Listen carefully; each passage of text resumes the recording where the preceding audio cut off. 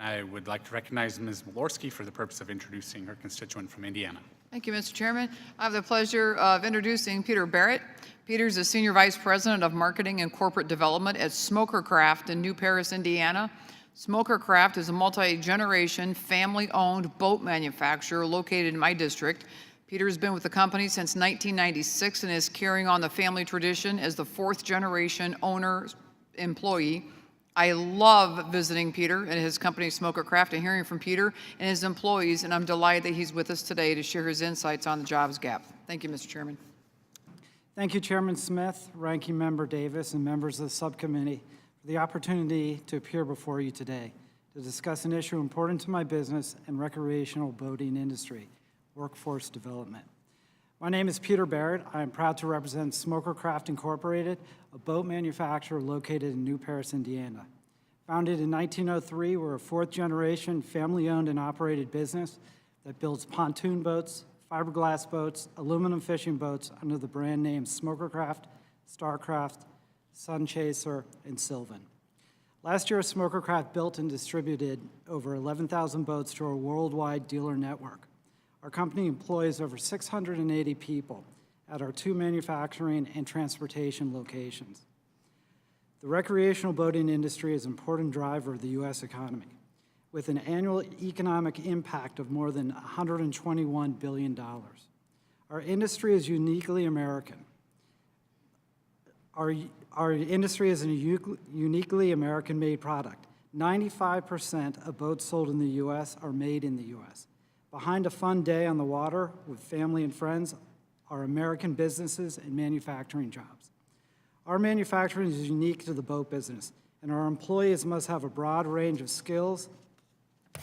Our highly skilled employees must weld, rivet, and fiberglass laminate. Less skilled workers need the skills to read a tape measure, utilize simple power tools, and follow basic instructions. Our jobs do not require a four-year degree. They pay well and have great benefits. A solid employee can quickly move up and establish a career in our organization. The boating industry is strong, and many of our 300-plus dealers report that 2017 is their best year ever. Many dealers have indicated they could sell more product if we can meet the demand. We have plenty of work. Today, our backlog is 20% larger than last year. Unfortunately, we'll be challenged to meet that demand, and will struggle to continue to grow if we cannot find skilled employees. Our current employment situation is troubling, and the future looks even worse. We are located in a region with lower unemployment and higher job opening rates than the rest of the country. With an aging workforce and a small pool of qualified workers to recruit from, we are concerned with the future prospect of finding skilled workers, a critical component for our growth as a business. Last month, we thanked an employee named Frank Perales for 50 years of service on our aluminum riveted line. Frank is dedicated to our company and an excellent boat builder. His ability to quickly solve problems, coupled with a strong work ethic, have made him a model employee. As we presented his gift, he said he'd like to retire in a year or two. Unfortunately, replacing someone like Frank may require two people to achieve the same level of production. If we could find the right person, Frank should be mentoring his replacement right now. Beyond the production line, a similar issue impacts our transportation division. Our drivers haul boats around the country and into Canada. The long days and nights on the road, coupled with unloading boats upon arrival, is exhausting for our older drivers. Many of our senior drivers face further challenges in adapting to the use of electronic logbooks and have changed jobs or retired simply to avoid learning new technical skills. Replacing these drivers is difficult as younger people show little interest in this career path, and we need our boats delivered. The future challenge we see is attracting and training the younger employee for our workplace. Our area, once known for a strong family farm work ethic, is struggling to find young people with the grit and desire to participate in American manufacturing. Very well-designed skills training programs have been tried through our local community college, but have failed as employers can't wait for live bodies, trained or untrained. As participation in these programs dwindled, Funding was frozen. The concept of workforce training programs is vital to bridging the jobs gap we are facing today and the future. Simply put, we need skilled workers. Our industry needs welders, riveters, assembly people, and truck drivers.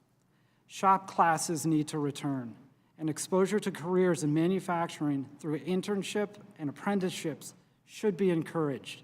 Careers in the trades need to be recognized and glorified. Our workforce is the backbone of this country. We need to support the expansion of career and technical education, or CTE, just as we support four-year and graduate education.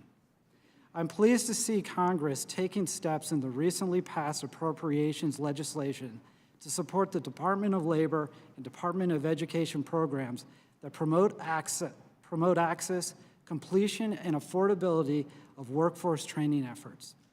The funding and support is crucial to states and localities trying to meet the needs of employers such as Smoker Craft Incorporated. Thank you again for the opportunity to appear for you today. I look forward to answering your questions.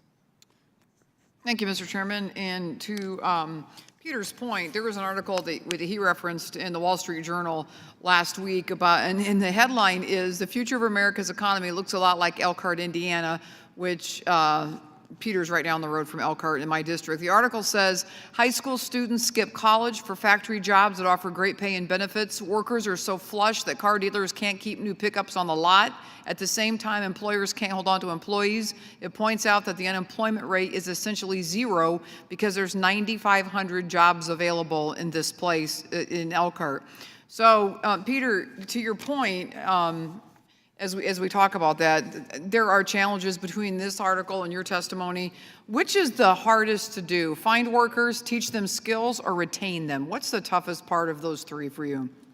That's a really tough choice because all three are exceptionally difficult.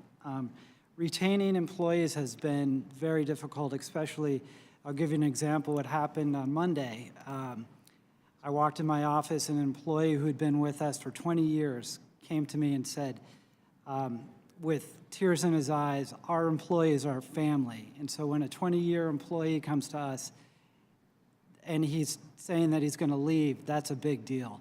So Martin has worked for us for 20 years. He drives a forklift. He found a job across town for $10 more an hour. Our industry and our company doesn't have the means to be able to raise to get into a wage war and to chase employees like that. So we just lost a really good employee who I would love to have him still there, and he, as I said, he's part of the family. So those are heartbreaking stories where we're losing good employees who have longevity, who are leaving good benefits over short-term wage wars. And let me ask you this. With 2017 being a record year, you talked about, and with tax cuts, with more money in folks' pockets, looking at things that they want to be involved in, do you need to hire more workers? And what if you found enough workers? What would that do for your company? If we found more workers, we would certainly bring our factory up to full capacity. We have 3 different product lines: pontoons, aluminum fishing boats, as well as fiberglass. Our aluminum fishing boat is well lined, could use a lot more employees. Right now, we have 44 openings, which need to be filled.